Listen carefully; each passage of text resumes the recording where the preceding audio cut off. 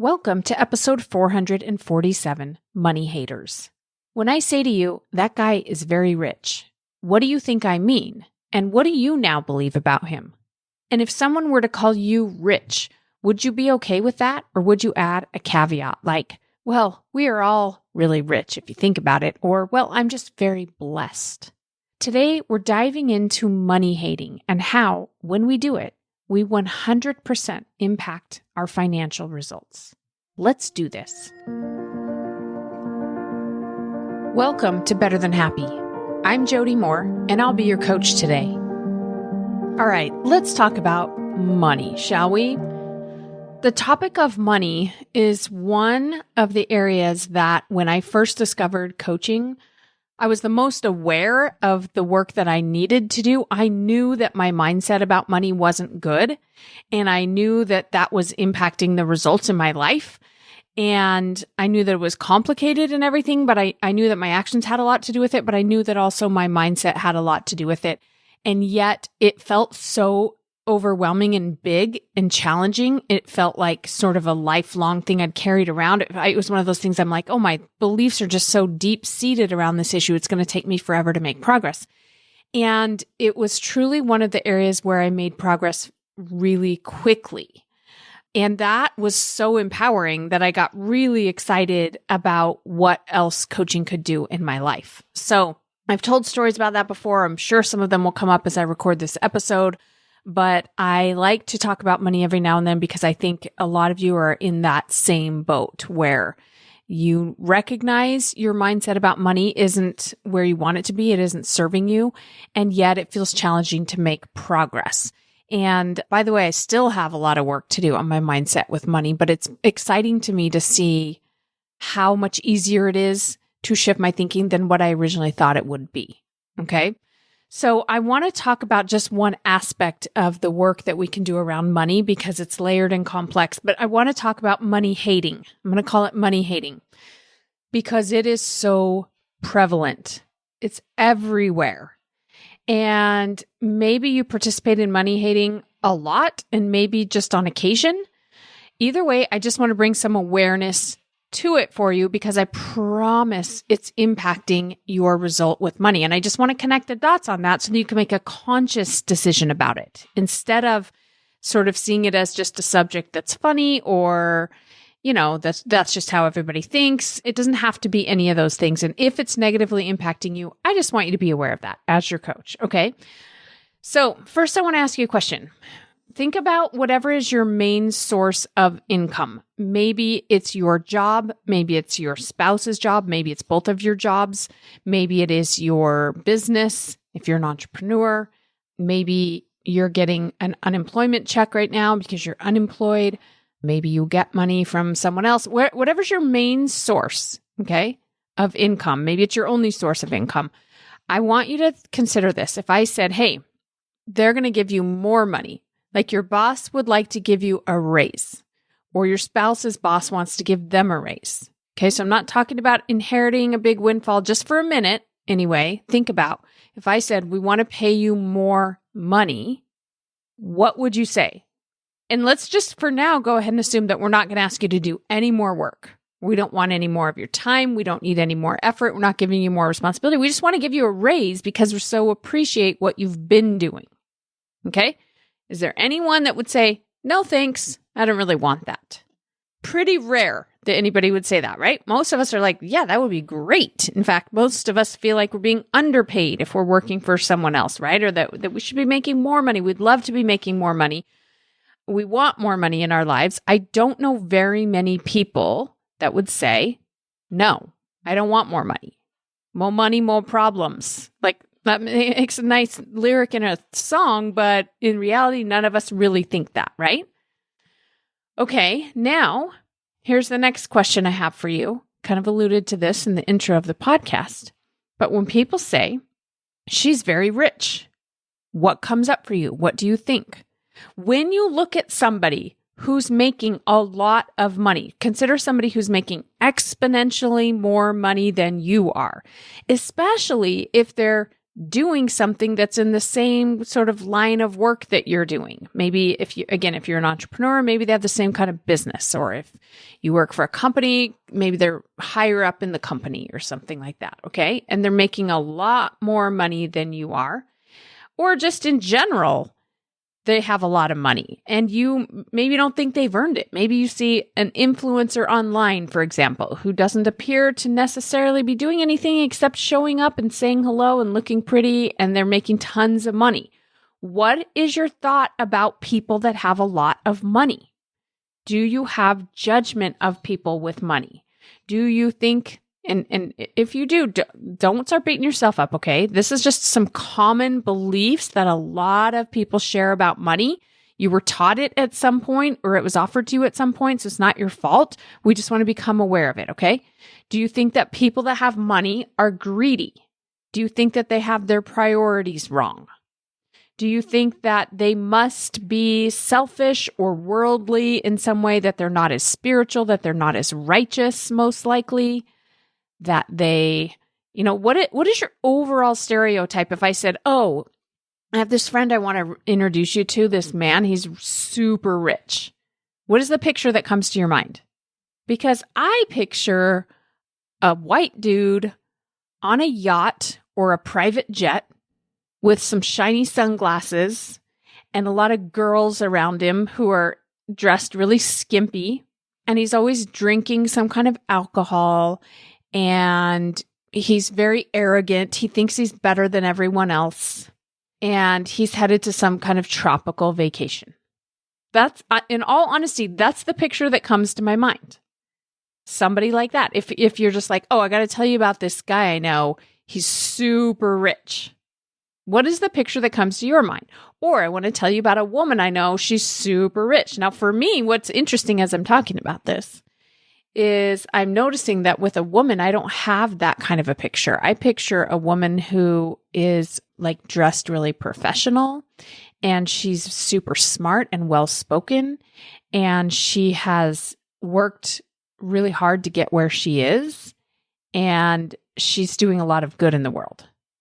That's interesting. I didn't even realize that till I started recording this podcast. Once again, thanks for letting me coach myself right in front of you. But if it's a guy, I have a totally different impression. If it's a woman, I have a different picture. Now, your pictures might be different than mine. They probably are. Today's episode is brought to you by Better Than Happy, the Lab. People who are truly winning, however you define it, have coaches. The top performing athletes have team coaches, but also individual coaches to help them improve. The most successful executive leaders in business have coaches. Even the winners on reality TV like The Voice have coaches, because having a coach gives you an advantage. In the lab, we've taken the tools of coaching and made them available to you, even if you're not an athlete or CEO with a large budget to spend on personal development. For $59 a month, you'll get to experiment in real time with interactive workshops and coaching every week from me, Jody Moore. Check it out at jodymoore.com/the lab. But what is the picture you have in your mind? Because the truth is, the way you think about people with money matters. And even though I'm a woman, so we might say, well, it's fine because that is the kind of woman I want to be. I still want to make progress on my thoughts about money. And of course, I want to be less judgmental in general. But still, I promise that picture I have of the dude is impacting me in some way that's probably not serving me. Okay? So notice this, and then we just want to get curious about it. Okay, why? Is it just because those are the stereotypes that have been fed to us through the movies, and that maybe I was fed a lot of stereotypes about rich men, but I didn't very often see people of color or women or other such populations of people with a lot of money in movies, and so maybe I've had to craft my own story instead of being offered it growing up. I don't know. That's just one thing that's coming to my mind. But we want to just become aware of it, right? And then we want to know that it's all just a story. It's all a big stereotype. Is it true at times? Yeah, there are people like that. But for the most part, I don't even think that's accurate. I think that if we could line up all of the people that in your mind are rich, and we all have, by the way, a different idea what that even means. How much money does it require for someone to be labeled rich in your mind?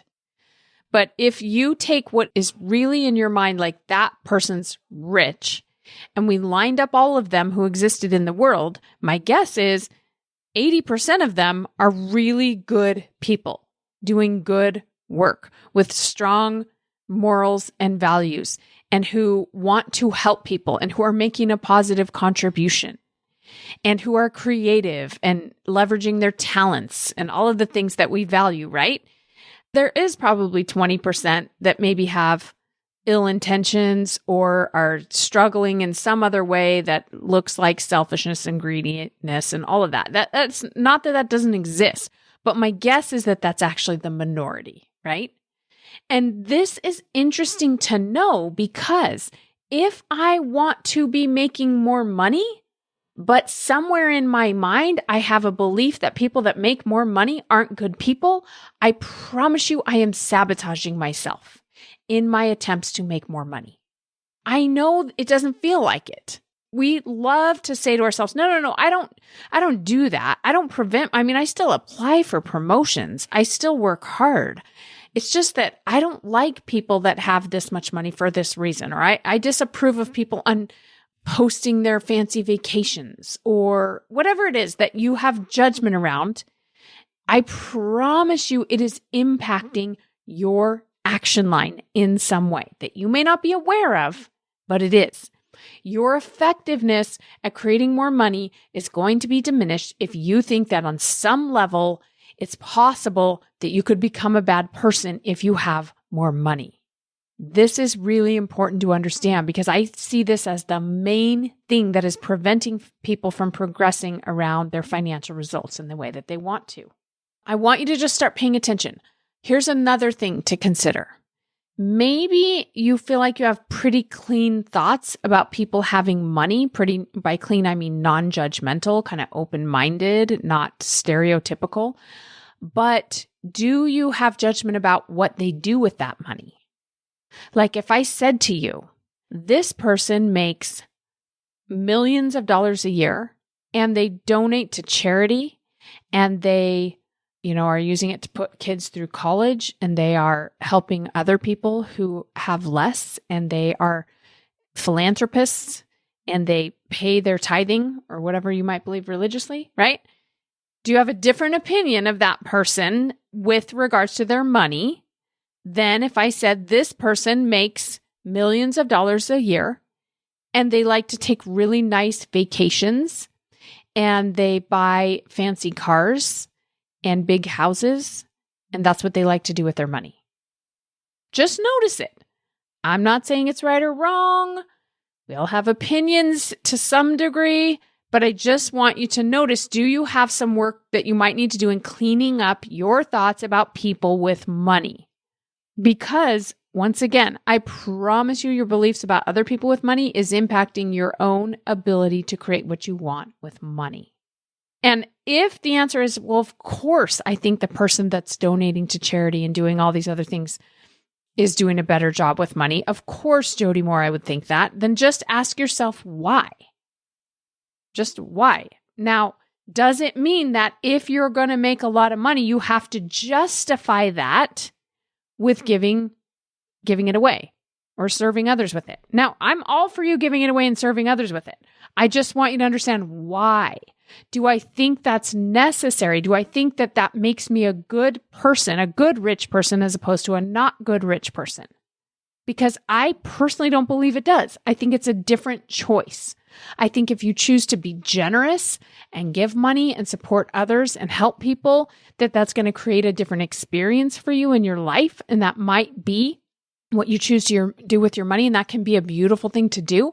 But I don't think it's necessary in order to justify being rich. I don't think you have to justify having money at all. I don't think justification is required, is what I'm saying. You get what I'm saying here? Okay, so again, we're just paying attention because we want to loosen up our own judgment of people with money if we want to become a person that has money. And you don't have to want that, but if you do, you're going to have to clean some of this up. Okay? Here are some other things I want you to consider. So for those of you that are members of the LDS Church, like myself, in order to serve in a leadership position in our church, and I'm not saying like this is necessarily an official something on a checklist or in a church handbook. I don't know. I don't believe that it is.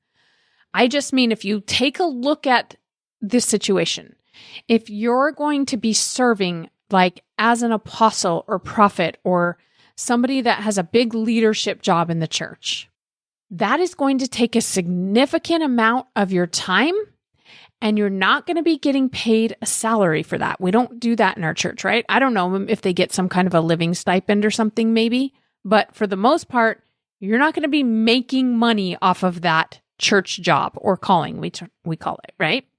That is why most of those people have a lot of money, because you got to have a way to still support yourself and be self-reliant and support your lifestyle. And that requires that you have enough money to be able to focus in this other alternative way on serving in the church, right? So a lot of the leaders of our church have a lot of money. Most of the people who get called to be mission presidents, where they go serve somewhere in the world, possibly in a foreign country, or but for sure like someplace far away from home, they will go live there for up to 3 years usually, right? And they'll take their families with them if they have kids, and they will work full time as a mission president and in a partnership, often mission president and spouse. And they don't have the ability to also keep a full-time job while they're doing that. So how do they support themselves? Again, I don't know. There may be some kind of a stipend that they get, but those people usually are what we would call quote unquote rich, because they probably keep a home back home that they're going to return to. They have to be able to support their lifestyle and support their family and not have the same kind of income anyway that they're accustomed to back home. So what we're saying here is that I don't mean that money equals righteousness. That's not what I'm saying at all. And I'm also not saying that if you're righteous, you'll make more money. Please don't confuse my message here. This is not that kind of a message. All I'm saying is that our distorted beliefs about what it means if someone has money and whether or not they're a good person are worth examining.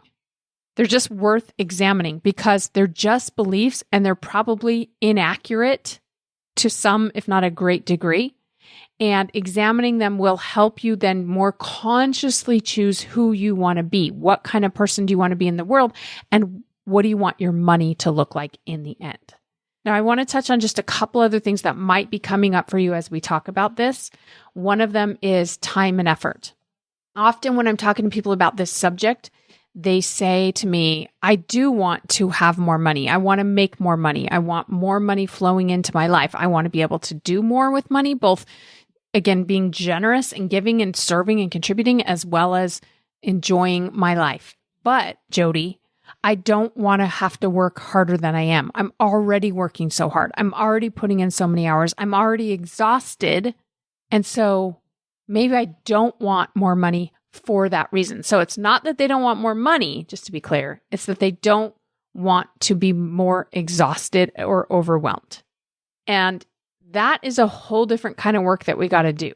Because if you believe that you have to put in more time and be more exhausted to make more money, then you're right. That's not going to work. Because I don't want you being more exhausted either or putting in more time. But the truth is you don't have to. You really don't. And I'm not saying that it's wrong to, if you're like, I found a way to make more money and it means putting in more time and more effort than I have been, and you want to do that, great, go for it. But at a certain point, you're going to max out the amount of time that you have or effort that you have or are willing to put in. And that's when we got to take it next level. What if I could make more money without putting in more time, without overexerting myself? What if instead of time and effort, it requires creativity? What if it requires different partnerships? different opportunities that I explore? What if there are this is what I found as I built my business. In the beginning, I did work really hard because that's all I knew to do was to put in quite a bit of time and quite a bit of effort. Okay. And I got momentum and I started having some wins mixed in with the failures, right? And eventually though, once I was kind of up and running and realizing I can't just compound my time or compound my efforts in order to compound my income. What am I going to do? Then I had to start getting more creative, more playful, and it actually became easier. I realized that there are creative opportunities and solutions and ways that I could make more money by providing more value in the world, where I could do a better job of helping people. I could help more people and help them to a greater extent than I had in the past. And that would result in more money. And that was really fun for me. I want to help more people and I want to be more effective at helping them than I had been in the past. So when I figured that out, then it became fun because it wasn't about depleting me. It was about what I was giving, and what I'm giving often fulfills me and helps me, right? Not that there aren't some tasks that have to be done along the way to make that happen that I don't love. There are. But it actually became in some ways easier and more fun once I got to a certain level. Okay, so you have to wrap your head around that. Like you just might be at that saturation point at which you don't have more energy or more time to put in. And I'm in. I don't want you putting in more. In fact, some of you are putting in too much already. We need to scale it back and we need to get more creative. And that's true whether you own your own business or you have a job or you're a stay-at-home parent and your spouse works. I promise you there are ways to get more creative and have more fun and make more of an impact, add more value to people's lives or to a business, etc., and thereby make more money. But you have to open yourself up to the idea that that's even a reality, that that's even possible, because you will not be able to find them. It'll be very challenging, I should say, to find them if you don't believe that that's true, that more money does not always have to come from more time and more effort. Okay. And then here's the last thing I want to say that kind of goes back to, again, I'm hoping really what you'll take from this episode more than anything is this idea that hating on people that have money is keeping you without money. It really is. I promise. Marketing. I want to talk about marketers because this is something that, oh man, every time I hear somebody say this, I want to be like, shouldn't we just stop, back it up for a minute and question what we're believing here? So people love to say things like, that's just a marketer trying to make money off of you. Don't fall for that marketing. Or, like let's take the beauty industry. Let's just take a specific example. That'll be helpful. Oh yeah, in today's world, you got to buy all the creams and lotions and you got to get injections in your face and there's makeup and there's like all the things. Now we got to do our brows. We got to pay attention to eyebrows and there's all kinds of options. And do you get them? I don't even know what there's microblading, there's whatever else you can get done to your brows. They're just keep coming up with new ways to make money off of making us feel like we're not pretty enough. Right? I mean, you've heard some version of that story and I'm sure I've said some version of that story to people and I've believed that story. But when I slow it all down, I realize you know what? I don't really think that people who run businesses or organizations or even corporations sit around tables and go, now, how can we make women feel worse about themselves so that we can make more money? I've worked for a couple of companies and I follow a lot of business leaders, and I just don't believe that most executives or marketers are sitting around saying that. They're not sitting around saying, how do I make people feel worse about themselves so I can make more money? What they're saying is, hey, you know what women seem to really be into nowadays? Eyebrows. People really want to have a certain shape and size and style of eyebrows. So how do we provide them what they want? Now, I'm not saying that we don't have room to work on our mindsets about beauty and appearance and all of that. And where does that come from in the first place? I think we got work to do there, okay? But most marketers, and I am a marketer myself, this is what I do. I ask myself, what do people want and need that falls in the realm of what I do in my business? Okay. I'm a coach, right? I help people with their mental and emotional health, and I help them improve their lives. And so I ask myself, what do people struggle with right now that I might be able to help them not struggle with so much? How can I add value to their lives? And what is it that they want? Because if I can give people what they want, and then in the end also give them what they need that they may not even realize they want, then I'm serving people. And I get to make money as I do it. And with that money, I get to support my family. And I also get to then use some of it to go serve more people. That's how marketing works. That's how business works, right? I think that most people who do marketing are creatives, and they are, again, visionaries. And if we vilify people who are creative and visionary, then how likely is it that we're going to become more creative and more visionary in the ways that we want to in our world? We're not. We don't become things that we think are bad. We try to avoid becoming things that we think are bad. Okay? So just be careful about how you're thinking about people who make money, people who have money, and all of that is going to translate to yourself with money. And that might even need some work. Again, there's like a dozen more things we could dive into when it comes to your money mindset. But for today, I want us all to pay attention to, are we money hating? Because if so, money doesn't want to hang out with us. Money wants to hang out with people who like it, not people who don't like it. I really do believe that's true. Okay, so we have a brand new podcast hotline. So if you have questions, especially about this topic of money, send them in to me. Leave me a voicemail. I'm going to be replaying some of your questions from time to time here on the podcast because there are probably things I didn't think about that you might be struggling with. So the phone number is 1-888-HI-JODY-M. That's 1-888-445-6396. Send me a message today, especially if you have a question about money, and let's keep this conversation going. Thanks for joining me today, everyone. Have a good one. If you find the podcast to be helpful, you're going to love The Lab. In Better Than Happy, The Lab, we experiment with applying all of it in your real life. Whether you're in the middle of a challenge and ready for some relief, or you're ready to commit to pursuing your dream goals and making them a reality, come join me in The Lab at jodymoore.com/The Lab. That's jodymoore.com/The Lab.